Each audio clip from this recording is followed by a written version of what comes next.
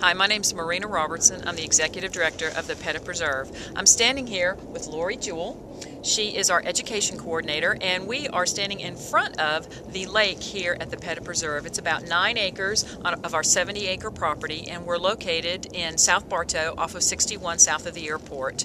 The mission of the Pettit Preserve is education and environmental preservation.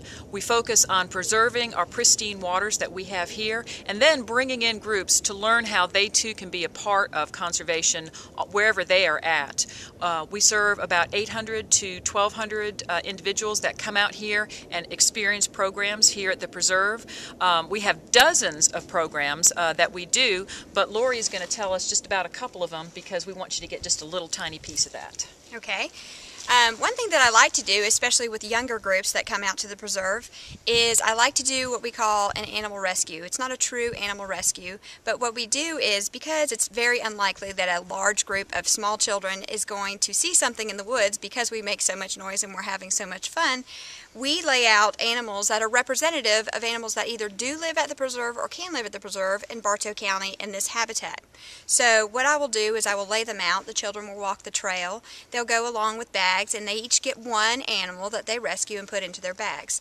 And we'll culminate at the Lakeside Amphitheater here, where we will read a poem. I'll read a poem, and the children have to decipher what animal is that, do I have that animal, and then return that animal to me, and then they've rescued the animal, because everything that lives at the preserve stays at the preserve. So it's very fun. The children get an idea of what lives in our habitat, and they grow an appreciation for the diversity that we have in our habitats here in Georgia. This happens to be a brown thrasher. This is the state bird of Georgia, and I'll just play its song.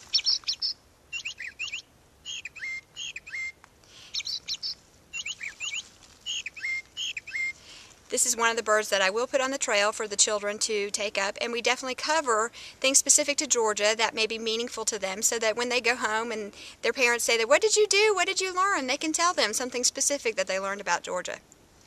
I know another program that you use, you have several aquatic programs, and I know one of them involves a microscope, and when I first heard about how do you share a microscope with 15, 20 kids? That is a challenge in and of itself, but we have a special program on a computer where I can hook the microscope up to the computer.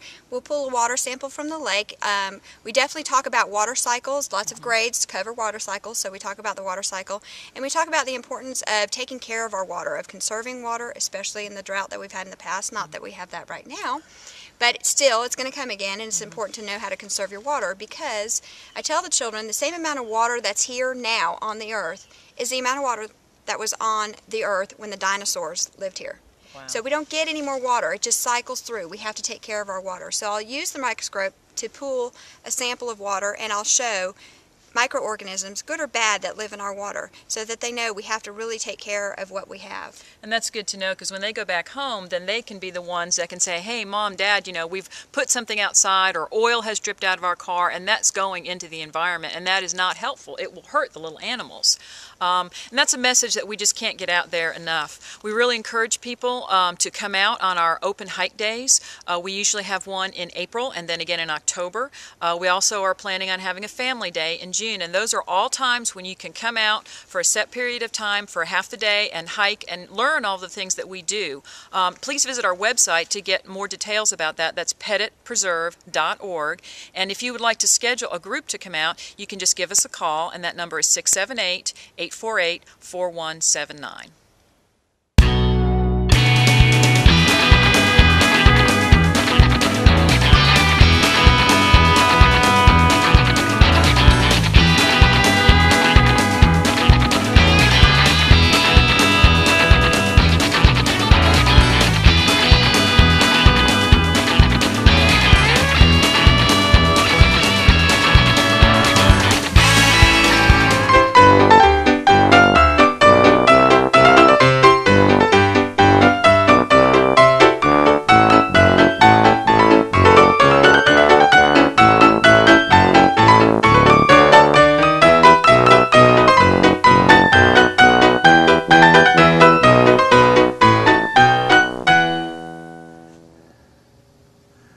Right now we're at the Evelyn Ashley Boutique. This is Karen Lynch, the owner-operator, Hello, Karen. Hi, David. How are you? Doing good. How long have you been in business here? April 25th will be 5 years old.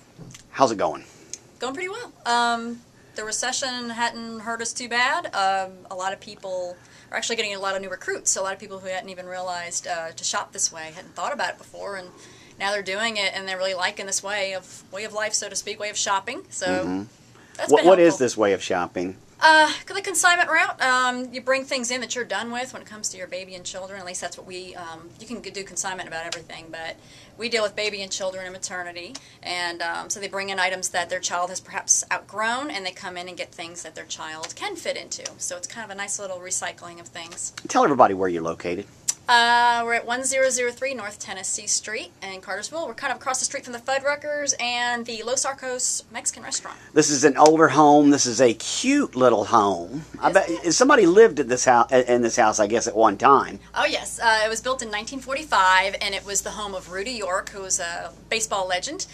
He played for the Detroit Tigers for the better part of his career, and he actually beat Babe Ruth's record with 18 home runs. So he was... he did pretty well during his baseball career, but this is where he lived. I heard this house was haunted. Yes, that's what they say. And we have had our share of strange things, but I'm a skeptic, so I chalk it up to old house. How long have you lived in Cartersville? Actually, 9 years. What do you think? I love Cartersville, actually. I think it's wonderful. I don't understand why so many people put it down. The young people put it down. I've noticed that the younger people I can see it from a young person's perspective. They want to get out and go to the big city, find their way of life. Or, yeah, and we lost our bowling alley, we lost our roller skating rink, and that kind I'm of hearing a stinks. lot of complaints from young people that there is nothing for young people to do in Cartersville. There really isn't. But as far as, like, I'm in my 30s, so for our age group and beyond, there's a lot to do. I mean, so many wonderful things, the shops downtown and Museums the restaurants, the museums. Mm-hmm. Yeah, but I can definitely see why the kids aren't too jazzed about it. I go to the Cartersville UNCUT Facebook page, and the young people gripe. I was reading that the other day, and I wanted to say something so bad, and I'm like, no, because I could see it from their perspective. I was going to say, hey, this is a beautiful town. It still has a nice small town feel, where a lot of people know everybody, and I really like that coming from where I came from. I do too. I've never lived in a city like this before, a smaller, and it's just, I like it here. I'm very comfortable here. I am too. I really enjoy it. This is not my hometown, but it feels like home to me, so I really enjoy it.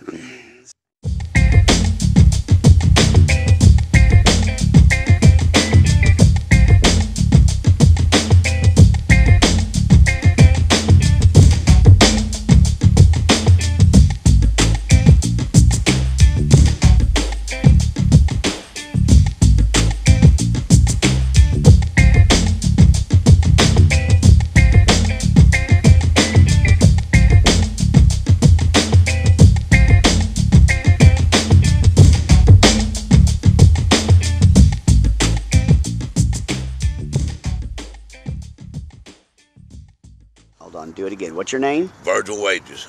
Okay, Virgil Wages. Why is Cartersville a great place to live? It's a good family environment. It's good country people. It's not as fast as the city. How long have you lived in Cartersville? 15 years. Where'd you come from? Atlanta.